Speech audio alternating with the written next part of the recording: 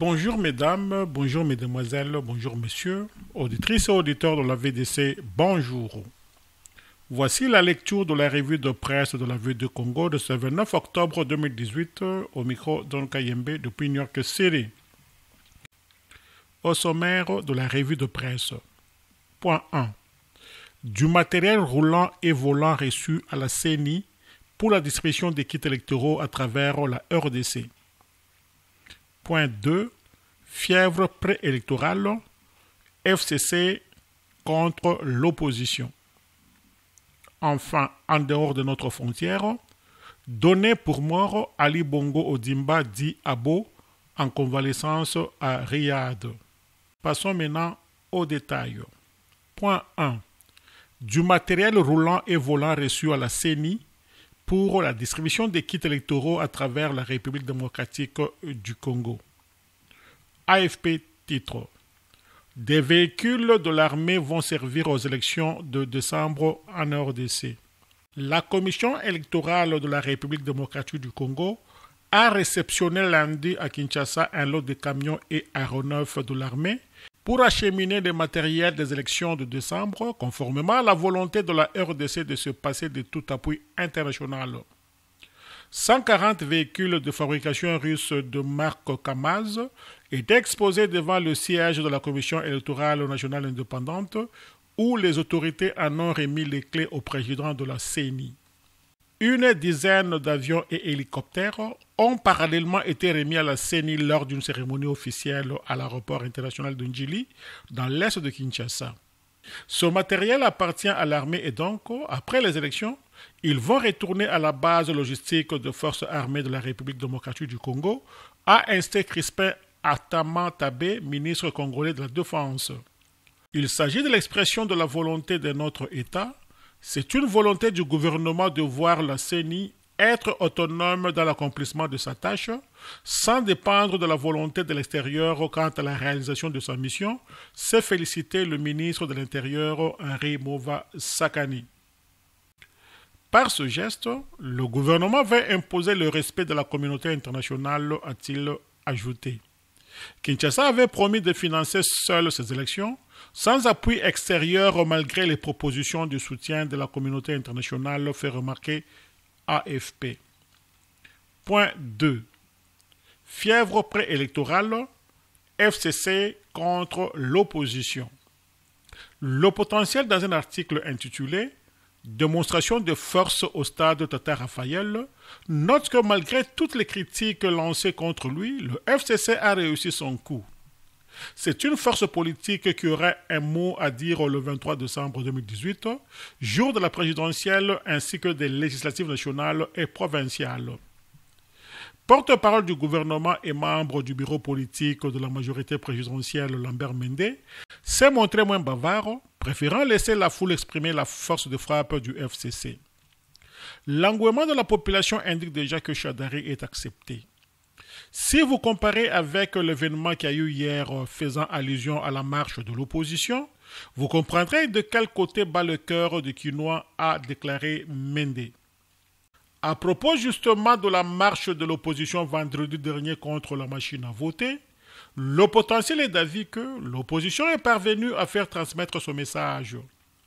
Si aucun mot d'ordre de boycott n'a été lancé, l'opposition a d'ores et déjà écarté cette option et n'est pas cependant prête à cautionner la parodie d'élection que prépare la CENI en ayant recours à la machine à voter et à un fichier électoral corrompu. Le vendredi 26 octobre, toutes les grandes villes de la RDC se sont mises en mouvement pour réclamer de bonnes élections. Un pari gagné que les principaux leaders de l'opposition ont savouré. À moins de 2 mois des élections de décembre prochain, la CENI est prévenue. Corneille Nangaa, son président, commettrait, estime le journal, une grave erreur en minimisant ces énièmes appels de l'opposition.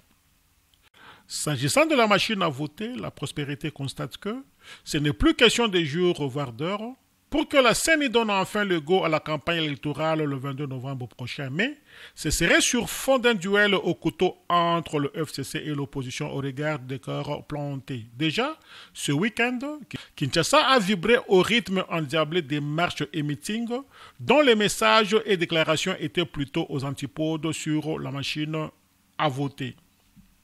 Sur le même sujet, Jeune Afrique qui publie un article de AFP et titre « Meeting pro-Kabila dans une atmosphère de campagne ». Au moins 50 000 partisans du président Joseph Kabila se sont rassemblés samedi à Kinshasa en République démocratique du Congo pour un meeting au cours duquel Emmanuel Ramazani Shadary, candidat du pouvoir à la présidentielle de décembre, s'est adressé aux membres de sa coalition dans une atmosphère de campagne électorale, ont rapporté les journalistes de l'AFP. Les manifestants sont arrivés à bord des bus publics, des taxis et des taxibus de transport en commun, qui les ont déposés sur les artères conduisant au stade Tata Raphaël dans le centre de Kinshasa. Les ministres et autres responsables sont venus à bord des véhicules officiels, certains sous escorte policière. La plupart des manifestants portent des t-shirts avec la mention FCC, c'est-à-dire Front commun pour le Congo, ou tenaient des banderoles et des drapeaux des partis politiques de la majorité. Dans ce stade d'une capacité de 40 000 places, un podium monté aux couleurs du drapeau de la RDC est installé, alors que les effigies du président Joseph Kabila et de son dauphin Emmanuel Ramazani Shadary étaient placées en nombre. En chemise blanche coiffée d'une casquette de la même couleur, M. Ramazani Shadary a fait son entrée peu avant 12 heures dans un stade plein à craquer, alors que d'autres manifestants étaient coincés à l'extérieur faute de place. Le candidat à la présidence était accompagné du Premier ministre Bruno Tshibala, du ministre de l'Intérieur Henri Mova et de son collègue du plan Modeste Bahati. Ils ont été applaudis par la foule. Voici notre candidat Emmanuel Ramazani Shadary, a déclaré le Premier ministre. Le 23 décembre 2018, il y aura élection, que personne ne vous parle des reports. On n'est pas encore en campagne, mais le Raïs, surnom de Kabila, vous a désigné une personne, c'est Emmanuel Ramazani Shadary, a rappelé ce dernier. Je suis le candidat de Joseph Kabila. Derrière lui, nous allons poursuivre le travail de la reconstruction du pays, a-t-il dit. La présence policière était discrète par rapport à la veille, lors d'une manifestation de l'opposition qui s'est déroulée sans incident majeur, rapporte Jeune Afrique. Enfin, en dehors de nos frontières, point 3, donné pour mort, Ali Bongo Ondimba dit Abo, en convalescence à Riyad. Jeune Afrique, titre Gabon, Ali Bongo Ondimba est toujours attendu le 11 novembre à Paris. Les rumeurs et fake news entourant la santé d'Ali Bongo Ondimba, hospitalisé à Riyad le 25 octobre pour une fatigue sévère, ont donné lieu à diverses spéculations au cours du week-end, au point que la présidence a dû sortir du silence pour mettre fin aux spéculations. Le chef de l'État est toujours attendu à Paris le 11 novembre, a confirmé à Jeune Afrique le Premier ministre gabonais. Pour Emmanuel Issozé Gondé, il s'agit d'un non-événement. Le président va bien et se repose. L'État fonctionne. Les engagements pris par le gouvernement et par les hautes autorités sur le plan national et diplomatique seront respectés, a assuré à Jeune Afrique le 29 octobre le Premier ministre gabonais.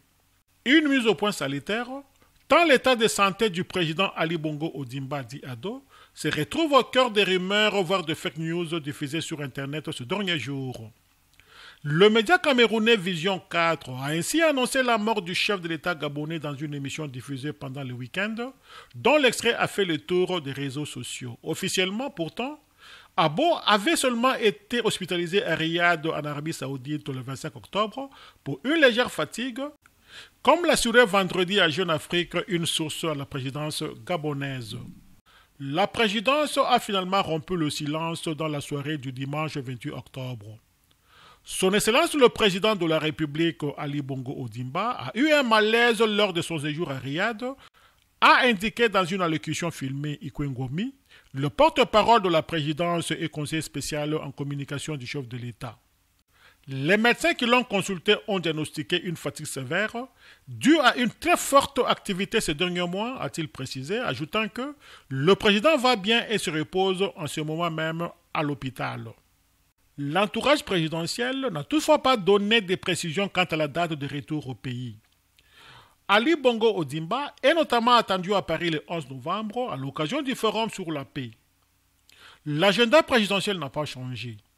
Le chef de l'État est toujours attendu à Paris à cette date. Il n'y a pas de raison pour que cela change, a assuré à Jeune Afrique le 29 octobre le Premier ministre Emmanuel Izon-Gondé, rapporte Jeune Afrique.